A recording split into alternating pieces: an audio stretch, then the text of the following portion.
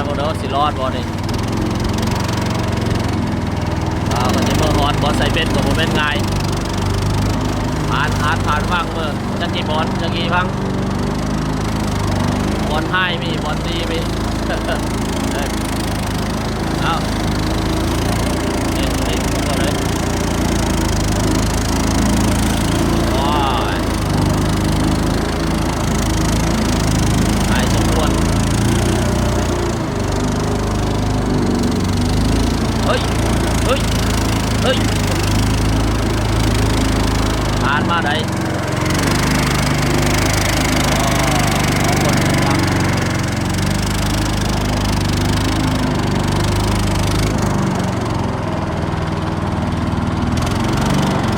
งัดเก็บงัดเลยโอ้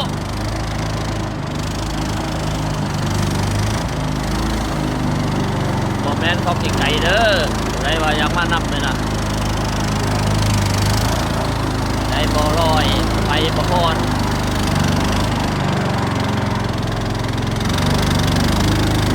อัดหนึ่งอัดสองอยู่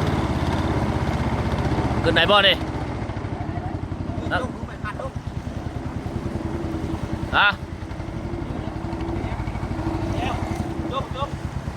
โอ้บ่ได้จกเลยมือไปจก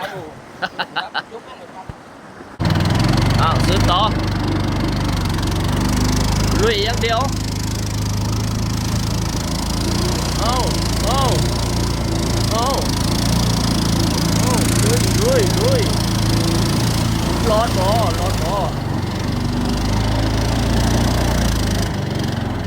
ว้ายร้อนมาแล้ว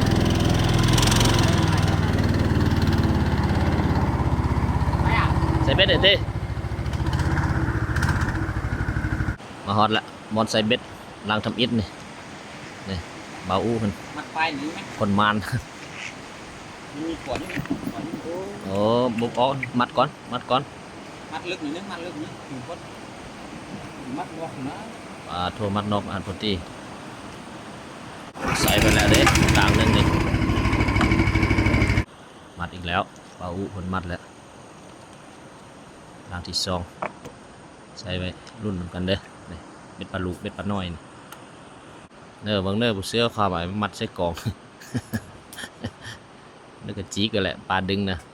ไปแล้วก็เดินทางต่อใส่เบ็ดแล้วมันทำท่าอีกแล้ว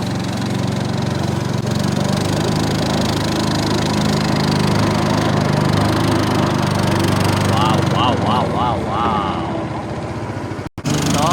เองแล้วนับรวมมันให้เลยว่ะเอ้ยเอางับ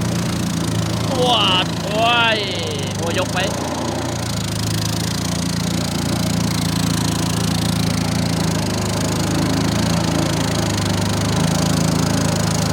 ใส่เบ็ดก็คนนี้ใส่แล้วก็บ่แม่นง่ายใส่เบ็ดแล้วก็เดินทางต่อสตาร์ทต่อวับ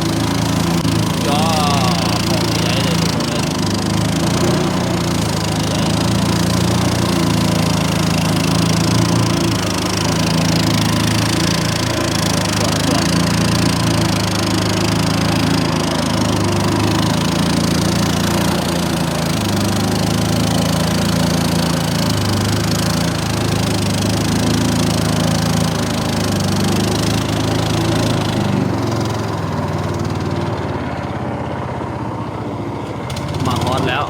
วหาดท้ายที่สุดหาดแตนเราต้องได้จอด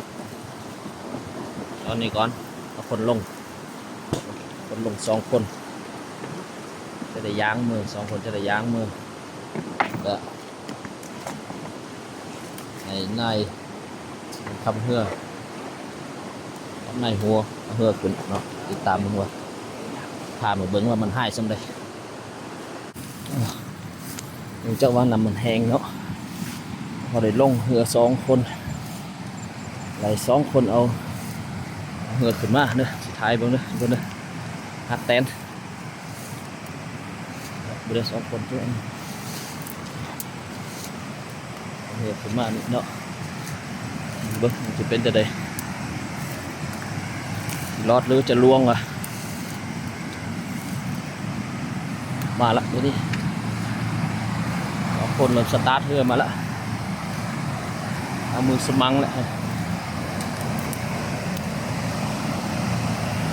มาคนละ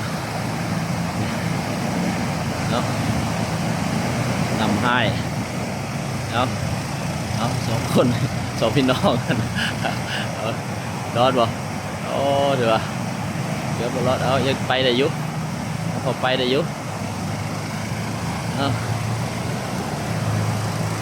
โอเคมาสำนี้ถือว่ารอดละนี่เนาะนำของง่ายนะ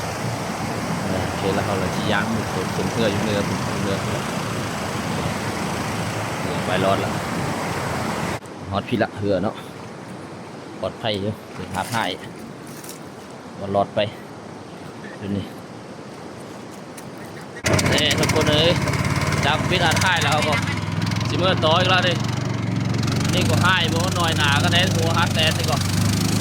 เอาเซ็ตเอาบ่เซ็ตโอ้ยเนาะแต่มาตัวให้ดีกว่าเฮ้ยบาสุดดิน่ะเล่นฟองเลยดิให้สวยเอาให้เธอสวงเลยนะโอ้เพื่อพอเกิดได้ไพ่สวยปีเป็นบาส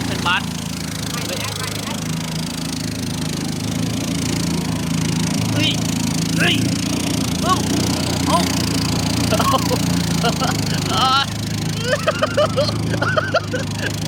ก็มาล้อดูโอ้ยน้ำมาแห้งเดี๋ยวเฮ้ยน้ำมาสุดนี่นะได้ตัดฟองอีกแล้วโอ้รอดมาแล้วอะไรให้ดิมา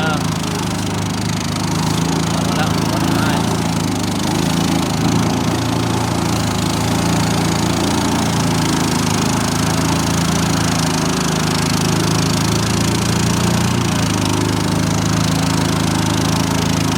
จนเมื่อคืนฮาร์ดว่ามันแห้ง